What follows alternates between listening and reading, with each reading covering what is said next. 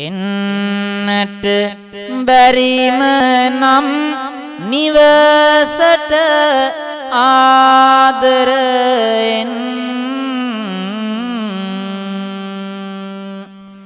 අපි හැම එපා නම් කුමටද ජීවිතයෙන්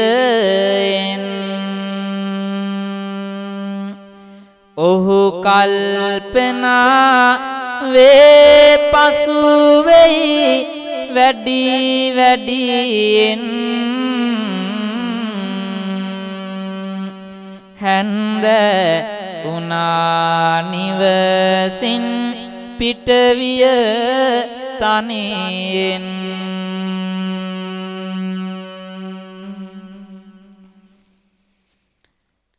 කල්පනා කරමින් හිටිය ජයතිස්ස හැන්දෑ වෙලා ගෙදරින් පිට වෙනවා. බඩගිනි දැනුණ දරුවන් අත්තම්ම ළඟට දුවගෙන යනවා. අත්තම්මගෙන් බත් කටක් කාලා ඇවිල්ලා නිදා ගන්නවා. අත්තම්මගේ ආදරයම පතාගෙන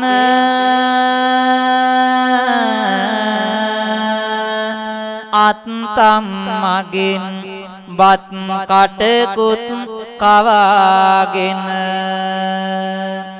ගෙදරට පැමිණි දරුවන් වෙත දයාවෙන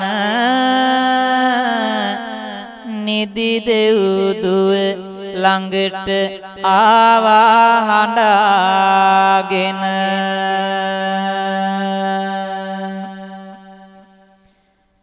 අත්තම්මට කියලා බත් කවාගෙන තමන්ගේ ගෙදරට ඇවිත් දරුවෝ තුන්දෙනා නිදාගත්තා.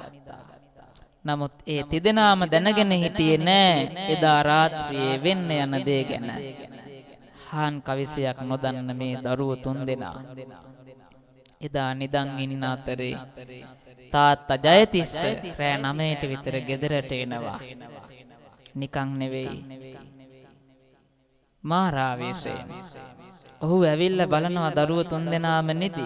හිතට දැනෙන්නේ මහා වේදනාවක්, අසරණකමක්, දුකක්, වෛරයක්. එය සංසිඳවා ගන්නේ කෙසේද කියලා ඔහුට ජීවිතයේ නැමැති ප්‍රශ්න පත්‍රයට උත්තර ලැබුණේ නැහැ. මොකද වෙන්නේ? වටපිට බලනවා. ඔහුගේ නෙතට ගැටෙන්නේ කුරුඳු කපන කැත්ත. අම්මට උඹලගේ උඹලව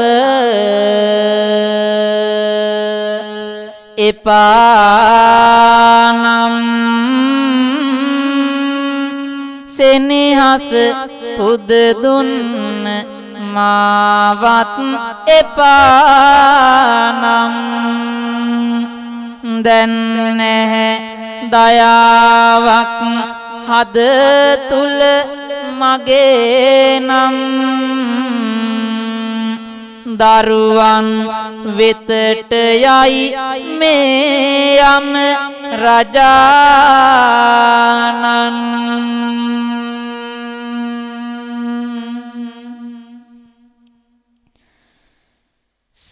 සෙනෙහස් පිය ගුණය ලෝකය එකාලු කල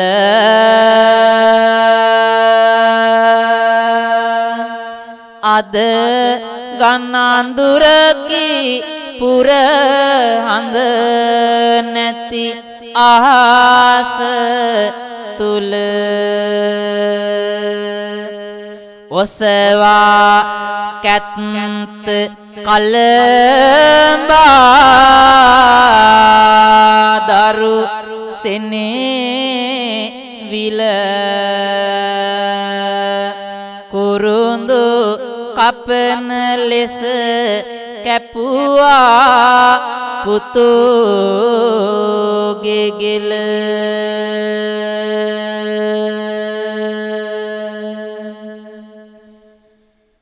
පුංචිම පුතා මවතුරුලෙන් මරු තුරුලේ ඊළඟ පුතත් මිය යයි වැගිරෙයි රතුලේ ලෝකය සුවඳ කළ පුංචිම මල් කැකුලේ පරවි වැටුනි ඇයි පවකට මේ පවුලේ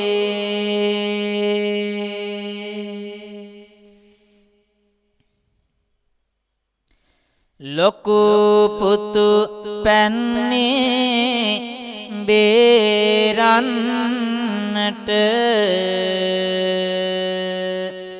පොඩි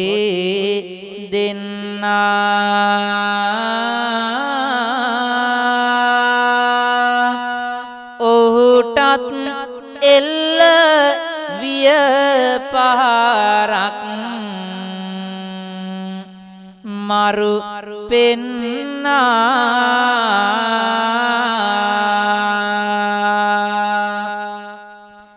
මිහිකත් කඳුළු සලමින් කෝපෙන් උන්නා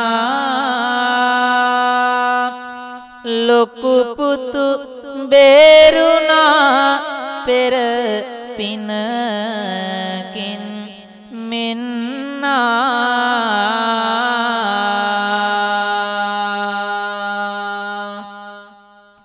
මේ ආකාරයට තමන්ගේම ලෙයින් මසින් හැදුන ඒ පුංචි දරුවන් තුන්දෙනාටම කැත්තෙන් කෙටූ මේ නරුම අමන පියා දිහැ බලන දරුවන්ට බලපු දරුවන්ට තාත්තව දැක්ක දරුවන්ට එදා මොන තරම්නම් අසරණකමක් දැනෙන්නේ නැද්ද දුකක් දැනෙන්නේ නැද්ද කම්පාවක් දැනෙන්නේ නැද්ද ඒ දරුවන්ට කතා කරන්නට පුළුවන් වුණා නම් ඇස් වලින් කඳුළු සලමින් තමන්ගේ තාත්තට කෑ ගහලා දුක කියයිද මොනවනම් නොකියයිද